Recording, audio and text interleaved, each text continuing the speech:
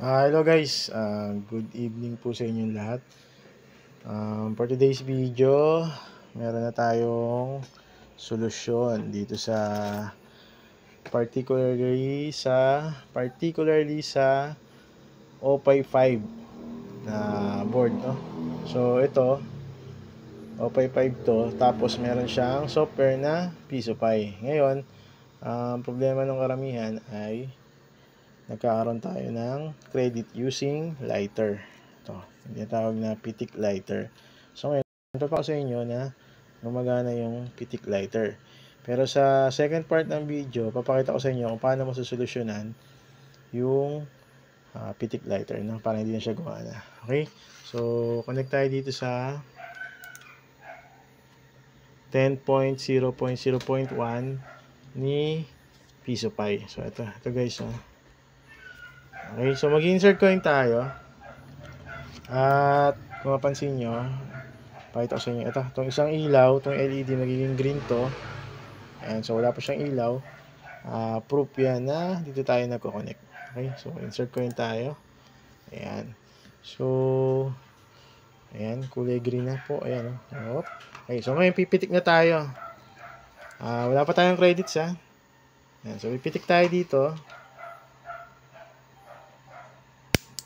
Ayun, so nag-credit na siya. Ano, 1 peso. Pitik pa ulit ako, ha.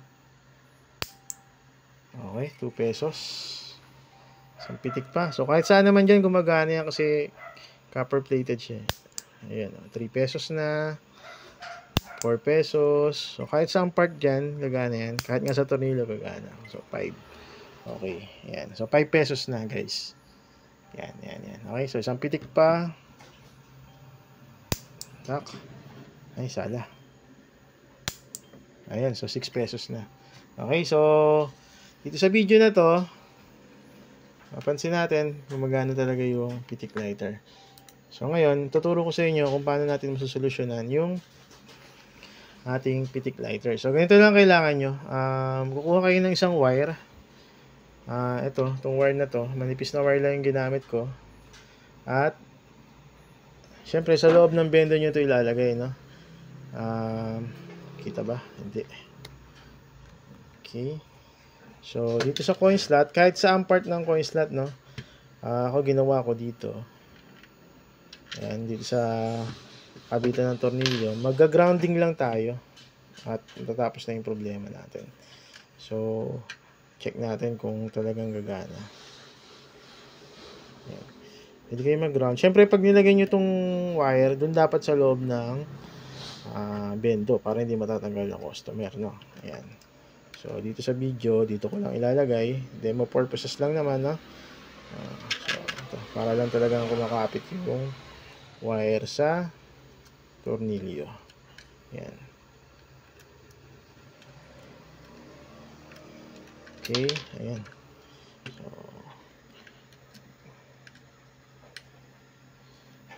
So, dapat yung wire ay kapit na kapit dun sa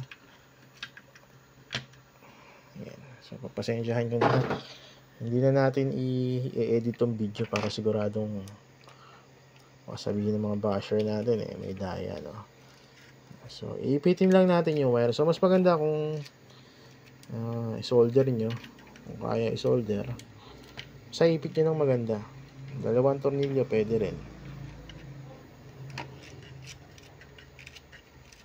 Ayan. Pwede nyo ipitin ng dalawang tornilyo. Ayan. Sa akin, inipit ko lang dito sa butas for demo purposes. Importante lang yung wire natin ay connected dun sa ayan, ganyan. Sa tornilyo, no? Ito. Tapos ayan. Sa inyo ikakabit yung isang wire. Syempre sa ground earth, no? Kung meron kayong Meralco na poste, yun, usually may ano doon. May grounding yun, doon yung itusok. O kaya kahit sa mga bakal-bakal. So subukan niyo na lang kung saan siya gagana, no? Basta may ground earth, may nakatusok na bakal sa ilalim ng lupa, pwede niyo ikabit doon. So dito sa video natin, dito natin siya itatry. dito. Since meron akong solar, may grounding yung solar ko. Dito ko lang siya tinap. Ayan, oh. Grounding yan. Tapos dito yung wire. So, in that case, may grounding na yung ating coin slot. Okay, so yung excess na current na galing dito sa pitik lighter, hindi na pupunta sa board, sa grounding na. Okay, so testingin na natin, no? Raw video tayo, wala tayong ginawang cut, no? Balik tayo dito. Insert coin tayo. Kanina gumagana yung pitik. So, hopefully ngayon, hindi na siya gumana, no? Okay. Pak. So, yun, gumana pa rin. Diba? Isa pa. Ayun, ayaw na lang ikalawa. Okay? So, ulit. Pak. Ayun, unang test lang gumana, pero yung sumunod ayaw na, oh. Oh, di ba? Oh, 1 pa rin, oh. Okay, mas effective siya kaysa walang grounding. Ayun. Kita niyo ba, guys? Hanggang sa matapos na lang yung hanggang sa matapos yung time natin, 1 lang yung nag-credit sa kanya. Which is good, no? Kaysa naman sa kada pitik may 1 peso. Ayan. Diba? So, ulitin natin. I-load natin to. Nag-times up kasi. Ulit tayo.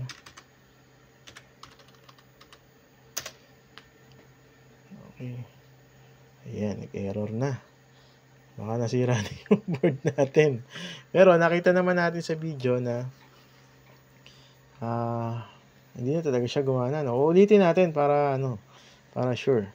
So, ganun lang ginawa natin. Nilagyan natin ng grounding tong coin slot papunta sa ground rod, no?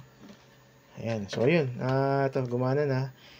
Kung mapansin nyo, yung wallet natin, 1 peso lang. Okay. Okay lang natin yan. Okay. So, paano ba ito? Add to wallet. Okay. So, kailangan mag-register pa. So, ngayon, try ulit natin. Mag-insert coin tayo. Pero go online muna natin to para wala na yung 1 peso na credit. Okay. So, insert coin tayo. At hopefully, hindi na siya gumana. Pitikin ulit natin. So, 7 minutes na yung ating video. At, ayan. Okay, so hindi na siya gumagana, guys, oh. Ayun. Tignan nyo, guys. Yun, pumasok yung piso. At least piso lang. Ayan, oh, wala na. May nakalusot lang ng isa. Ayan, oh. Nakailang pitik na tayo, 1 peso lang yung umano niya. So, okay na rin. Siguro, kung maganda yung pagkaka-ground ko doon, much better, no? Pag inaipit mabuti siya ng tornilyo. Pero, okay na yan. Good solution na yan. Diba? Ayun. Ayan. So, nag-times up na. At piso lang yung nag-credit. Okay na yun. 8 minutes na tayo. Ulitin pa natin. Isa pa kasi marami tayong basher, guys, no? O55 to, hindi ko alam sa ibang board. O55 lang kasi yung tinatry ko ngayon. Okay, so, isa pa. Insert coin tayo ulit. At pak. Ayun, wala. Pak, wala. So, gandahan nyo lang yung pag kabit nyo ng wire at hindi na yung gagana. O, di ba? Wala siyang gumana. Hindi siya gumana. So, ngayon, para pakita ko sa inyo na talagang effective yung ating ground wire, ay tatanggalin natin tong ground wire natin dito. Tapos, pipitikin ulit natin. Okay. So, pag tinanggal na natin to, for sure, gana na naman si lighter. Ayan. So, klarong-klaro tayo, guys, ha. Walang cut yung video natin. Ayan, tinanggal ko na. Tapos, insert ko na ulit tayo dito. Pasensya nyo na yung video natin. Ayan. Okay.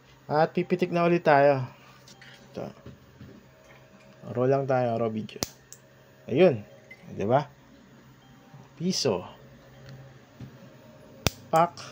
2 piso, 3 piso, 4 piso, 5 piso. Ayun, 5 piso. Di ba? Okay. So, ayan. Lagyan nyo lang po ng ground wire yung ating coin slot. Kabit nyo dun sa mga grounding system ng bahay nyo or yung sa grounding system ng Meralco. Okay? Yun na. So, yung solution na tayo. Maraming salamat.